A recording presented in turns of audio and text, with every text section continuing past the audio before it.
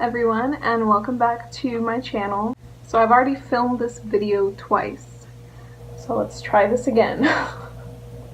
Third time's the charm, right? So today is going to be my last video on Erikson's theory and how it relates to the houses in astrology. So I'm going to talk about his last two stages in his theory of psychosocial development, the 7th and 8th stages, and relate them to the 4th quadrant in the astrological house system. So the 10th house, the 11th house, and the 12th house. That's what we're going to talk about today. So the first stage that I'm going to talk about is generativity versus stagnation. And this stage is known as the midlife crisis stage or the empty nest syndrome. And issues in this stage stem from earlier issues of your identity or forming your identity. So generativity is expressed as a simple reflection on your life, and it's basically just asking yourself, have I been generative? And in this stage, it mostly references this to being able to determine that you have helped your younger generation, so like your children or even your grandchildren, develop and lead useful lives. So in this stage, it's not just enough to live for yourself, it's important to give back. So stagnation is experienced when people don't really have anything positive to look back on. Stagnation is feeling frustrated or overwhelmed by boredom.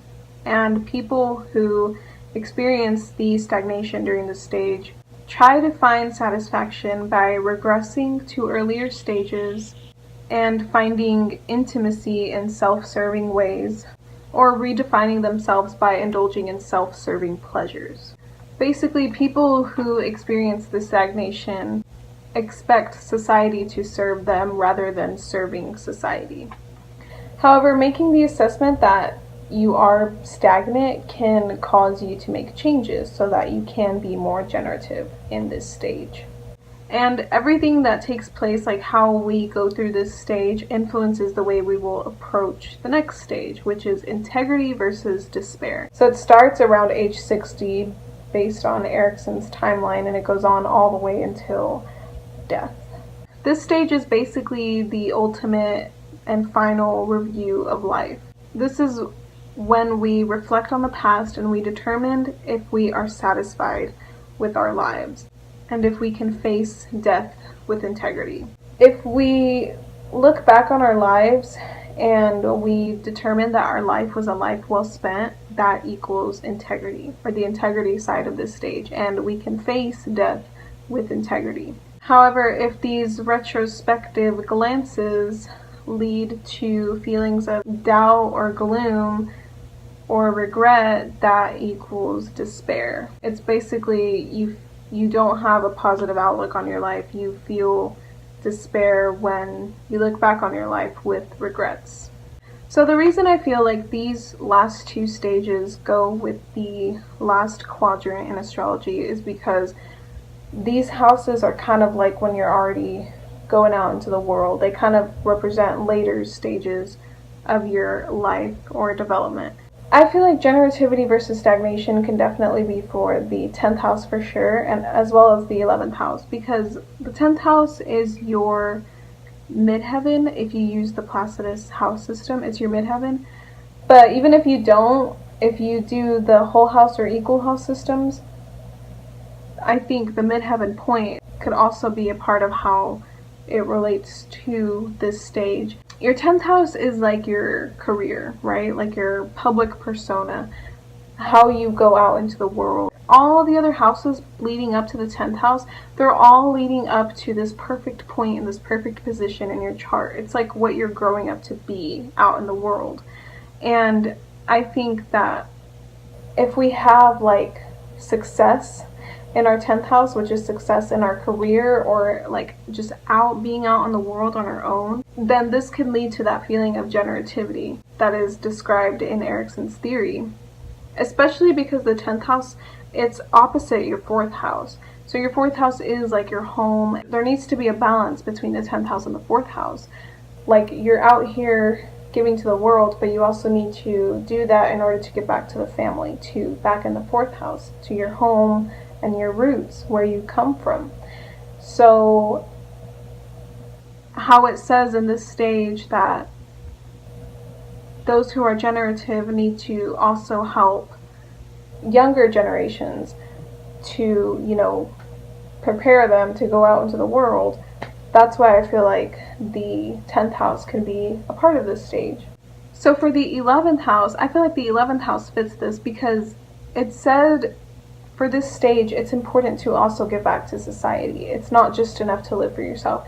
And the 11th house, since it's ruled by Aquarius, it's like the humanitarian house. This is where it's not really about you anymore. This is including all people in the world. This is like society, especially in your own personal life. It's about your friends, groups that you're a part of, and typically we're part of our 11th house groups because we support their cause. We support what they stand for. We agree with them. That's kind of what the 11th house is about, being around like-minded individuals who are for the same causes that you're for. And the 11th house is about giving that back to people. It's how can you contribute to society in that progressive way? How can you help society move forward and progress? The 11th house supports the 10th house in that way because it's like the 11th house is why you do your 10th house. The 11th house is like the cause, the reason for your 10th house, the reason why you do the work that you do in the 10th house, because it shows what you stand for in society. You can't just like go out into the world and not stand for anything. You're not going to make it very far. So that's why if our 10th house and 11th houses, if they feel fulfilled within us, I think relating it back to the theory, we can feel that sense of generative, like we have done our part for the world, we have done our part for society. It's almost like leaving your mark on the world. That's what these houses represent, and I feel like that's what this stage in Erikson's theory represents. It's how we left our mark for the world, for younger generations, for people to follow in our footsteps. That's what this is about. So if you have issues in your 10th and 11th houses, like if you feel like you don't have anything to give to the world, like you can't put any energy out, whether it's because you feel like you just don't have anything to share, to offer the world, or because you feel like doing so just drains the life out of you, you might want to look back down to your houses that oppose it, especially your 4th and your 5th house. The houses that are more personal, more ego-driven, more like personal to you. Maybe there's something lacking there within your own self that makes you feel like you can't give back to society, and maybe working on those houses can make you feel like you can generate this energy out in the world without feeling like you're emptying yourself out. It'll just be an equal balance. So that's something that I would look at if you feel like you have a hard time fulfilling your 10th and 11th houses. Because in those houses, it's not really about you anymore. I mean, it is, the 10th house is about like your own work that you do, but it's the work that you do because it means something in the world. And the 11th house can show you deeper into what it means for you as an individual, doing what you do in the 10th house. It's not like your bottom half of the chart where it's more personal and more like ego based. It's about the world as a whole. These two houses also kind of like set the tone for the 12th house in your chart. And the 12th house relates to the last stage in Erikson's theory, which is integrity versus despair. I feel like the reason that the 12th house fits this stage is because the 12th house is kind of like the house that we go to when we die, because it's our self-undoing. It's like our solitude house, where we go to be alone and reflect and self-reflect. And for some people, it's harder for them to do this, especially if your 12th house is empty. It can be hard to kind of reflect on things and evolve from them. People who have 12th house planets, 12th house energy, they're always kind of going through like a metamorphosis, because that's what the 12th house is. You go there because this is like your shadow qualities that need to be dissolved. That way you can evolve into like a new person. You can grow from this. You can have this like deeper spiritual understanding of things, which is what I feel like people with the 12th house planets or influences are always doing. They're always being introspective and reflecting on themselves, seeing how they can be better, dissolving these aspects of themselves. But it can also be hard because the 12th house rules the house of prison and imprisonment. So in a way you kind of have to face yourself and face like how you imprison yourself, the issues that you cause for yourself.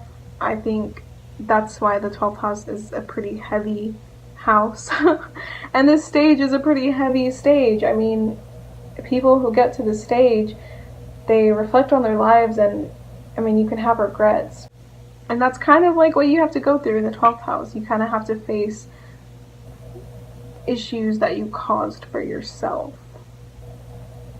And it's a hard process because you kind of have to like let go of your attachment to the meaning of those planets or that sign there. And by that I just mean that you have to be like a higher level than what is going on in your 12th house. And maybe that sounds really confusing. Maybe people who have 12th house planets can understand what I mean. But that's what the 12th house is. It's about transcending. It's finishing a cycle and beginning a new one. And I feel like that's why it relates to this last stage, integrity versus despair, because in doing so, you kind of have to like face yourself and reflect on yourself so that you can evolve and go through that metamorphosis cycle. So that's why I feel like these two stages go with these 3 houses in astrology. And hopefully this video is good. I feel like the last time I talked about it, I probably explained it better, but I really wanted to get this video out there so that I could finish off this little mini series. And I hope that you learned something from this theory. I would definitely recommend looking into it if you're curious about like lifespan development kind of stuff or psychology. Let me know what you think about it, and thank you for watching, and I'll see you next time.